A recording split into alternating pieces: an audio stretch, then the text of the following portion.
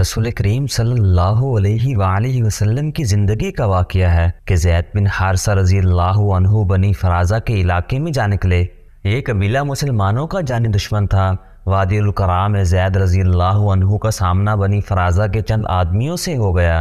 زید رضی اللہ عنہ کے ساتھ بہت تھوڑے آدمی تھے۔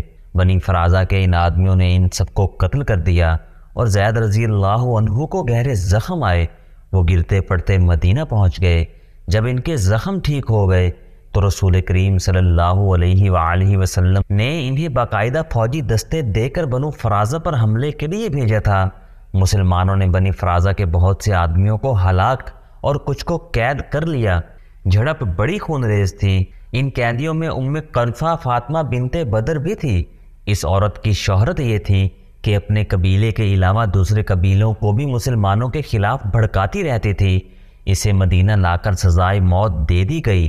اس کے ساتھ اس کی کمسن بیٹی زمل سلمہ بھی تھی۔ رسول کریم صلی اللہ علیہ وآلہ وسلم نے یہ لڑکی المؤمنین عائشہ صدیقہ رضی اللہ عنہ کے حوالے کر دی۔ اسے پیار سے رکھا گیا مگر وہ ہر وقت اداس رہتی تھی۔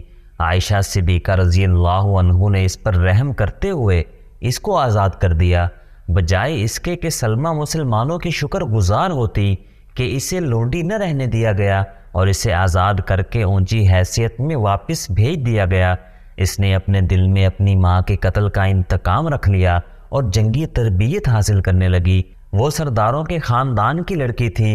اس میں قیادت کے جوہر بھی پیدا ہو گئے۔ اس نے مسلمانوں کے خلاف ایک لشکر تیار کر لیا اور مدینہ پر حملے کے لیے پر تولنے لگی، مگر مسلمان ایک جنگی قوت بن چکے تھے، اس لیے سلمہ مدینہ کے قریب آنے کی جرأت نہ کر سکیں۔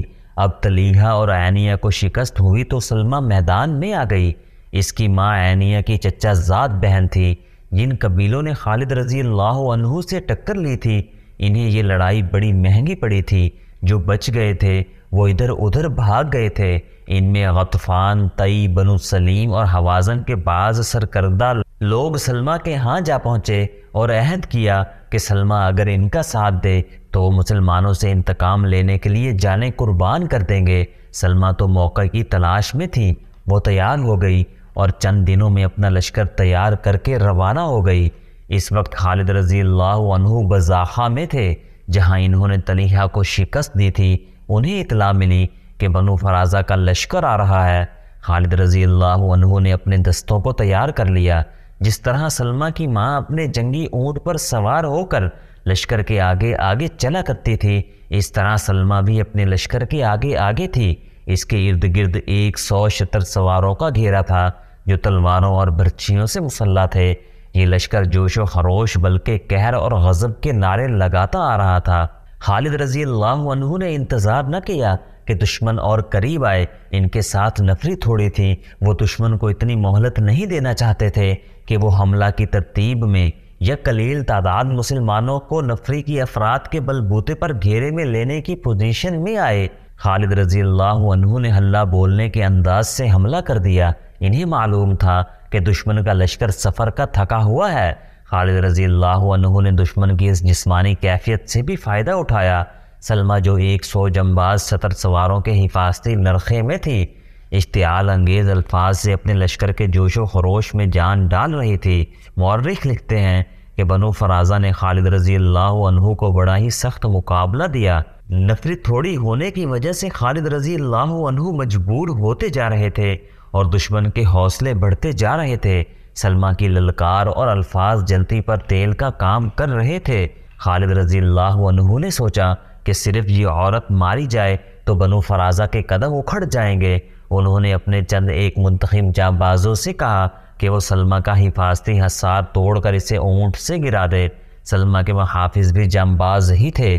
وہ خالد رضی اللہ عنہ کے جانبازوں کو قریب نہیں آنے دیتے تھے۔ ان جانبازوں نے یہ طریقہ اختیار کیا کہ ایک ایک محافظ شتر سواروں کو دوسرے سے الگ کر کے مارنا شروع کر دیا۔ اس طرح جانبازوں نے گھیرا توڑ دیا، لیکن کوئی جانباز سلمہ تک نہیں پہنچ سکتا تھا۔ زخمی ہو کر پیچھے آ جاتا تھا۔ آخر پورے 100 محافظ مارے گئے۔ خالد رضی اللہ عنہ کو اس کی بہت قیمت دینی پڑی۔ جانبازوں نے تلواروں سے سلمہ کے کچاوے کی رسیاں کاٹ دیں۔ کچاوا سلمہ سمیت نیچے آ پڑا۔ جب بازوں نے خالد رضی اللہ عنہ کی طرف دیکھا کہ کیا حکم ہے، قیدی بنانا ہے یا قتل کرنا ہے؟ خالد رضی اللہ عنہ نے ہاتھ سے اشارہ کیا۔ ایک جانباز نے تلوار کے ایک ہی وار سے سلمہ کا سر تن سے جدا کر دیا۔ بنو فرازہ نے یہ منظر دیکھا تو ان میں بھگدڑ مچ گئی اور وہ اپنی لاشوں اور زخمیوں کو چھوڑ کر بھاگ گئے۔ مدینہ سے تقریباً 275 میل شمال مشرق میں بطاح نام کا ایک چھوٹا سا گاؤں ہے جس میں بدوؤں کے چند ایک کنبے آباد ہیں۔ اس گاؤں کو کوئی اہمیت، کوئی حیثیت حاصل نہیں۔ اگر وہاں ادھر ادھر غور سے دیکھیں تو ایسے آثار ملتے ہیں جیسے یہاں کبھی شہر آباد رہا ہو۔ 14 صدیاں پہلے یہاں ایک شہر آباد تھا، اس کا نام بطاح تھا، جو آج تک زندہ ہے، مگر شہر سکڑ سمٹ کر چھوٹا سا گاؤں رہ گیا ہے۔ اس شہر میں خوبصورت لوگ آباد تھے، وہ بہادر تھے، نہ ڈر تھے اور باتیں ایسے انداز سے کرتے تھے جیسے کوئی نظم سنا رہے ہوں۔ عورتیں حسین تھیں اور مرد وجیح تھے۔ یہ ایک طاقتور قبیلہ تھا جسے بنی تمیم کہتے تھے۔ بنو یربوع بھی ایک قبیلہ تھا لیکن الگ تھلگ تھا نہیں، بلکہ بنی تمیم کا سب سے بڑا حصہ تھا۔ اس کا سردار مالک بن نویرہ تھا۔ بنی تمیم کا مذہب مشترک نہیں تھا، ان میں آتش پرست بھی تھے، قبر پرست بھی تھے، لیکن اکثریت بت پرست تھی، بعض عیسائی ہو گئے تھے۔ یہ لوگ سخاوت، مہمان نوازی اور شجاعت میں مشہور تھے۔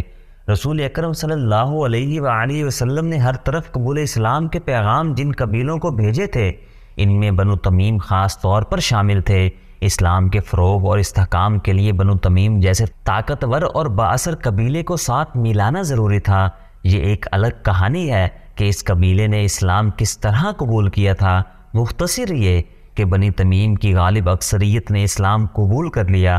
مالک بن نویرہ منفرد شخصیت اور حیثیت کا حامل تھا۔ وہ آسانی سے اپنے عقیدے بدلنے والا آدمی نہیں تھا، لیکن اس نے دیکھا کہ بنو تمیم کے بیشتر قبائل مسلمان ہو گئے ہیں تو اس نے اپنی مقبولیت اور اپنی سرداری کو قائم رکھنے کے لیے اسلام قبول کر لیا۔ چونکہ یہی شخص زیادہ بارآب اور اثر و رسوخ والا تھا، اس لیے رسول کریم صلی اللہ علیہ وآلہ وسلم نے اسے بطاح کا امیر مقرر کر دیا۔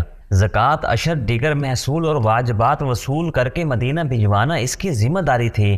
مشہور مورخ بلازری اور محمد حسین ہیکل لکھتے ہیں کہ مالک بن نویرہ بڑا ہی وجیح اور خوبصورت آدمی تھا۔ اس کے قد کاٹھ میں عجیب سی کشش تھی، اس کے سر کے بال لمبے اور خوبصورت تھے، شہسوار ایسا کہ کوئی اس کے مقابلے میں ٹھہر نہیں سکتا تھا۔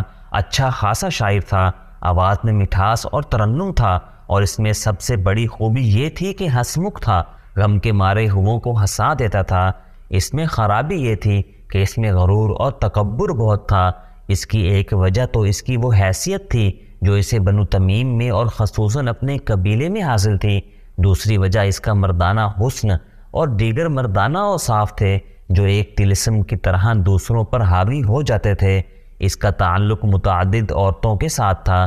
قبیلے کی جوان لڑکیاں اس کا قرب حاصل کرنے کی خواہاں اور کوشاں رہتی تھی، لیکن وہ وقتی تعلق رکھتا اور کسی کو بیوی نہیں بناتا تھا۔ کہتا تھا کہ اس طرح ایک عورت اس کے ہم پلہ ہو جائے گی، حالانکہ اس وقت بیویوں کو یہ مقام حاصل نہیں تھا۔ وہ قبیلے کی عورتوں کے دلوں میں بستا تھا۔ اس کے دل کو مسخر کرنے والی عورت کا نام لیلا تھا۔ مالک بن نویرہ نے لیلا سے شادی کر لی۔ لیلا کو قبیلے نے ام تمیم کا نام دیا تھا۔ رسول کریم صلی اللہ علیہ وآلہ وسلم کے وصال کی خبر ملتے ہی مالک بن نویرہ نے مدینہ والوں سے نظریں پھیر لیں اور ظاہر کر دیا کہ اس نے اسلام قبول کیا تھا، ایمان نہیں۔ اس نے زکوٰۃ اور محصولات وصول کر کے اپنے گھر میں رکھے ہوئے تھے۔ چند دنوں تک اس نے یہ مال مدینہ کو بھیجنا تھا۔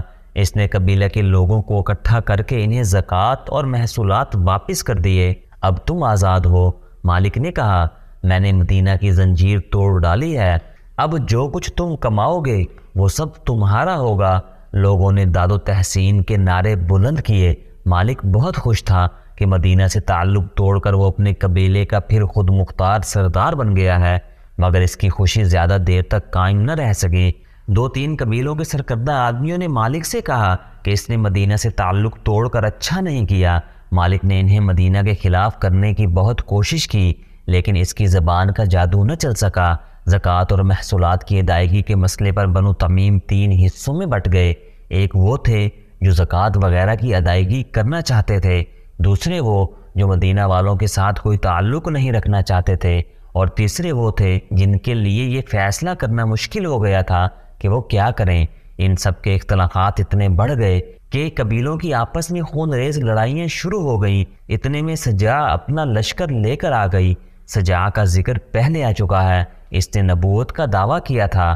الحارث کی بیٹی سجا اپنے لشکر کے ساتھ مالک بن نویرہ کے قبیلے بنو یربوع کے علاقے میں جا خیمہ زن ہوئی۔ اس نے مالک بن نویرہ کو بلا کر کہا کہ وہ مدینہ پر حملہ کرنا چاہتی ہے۔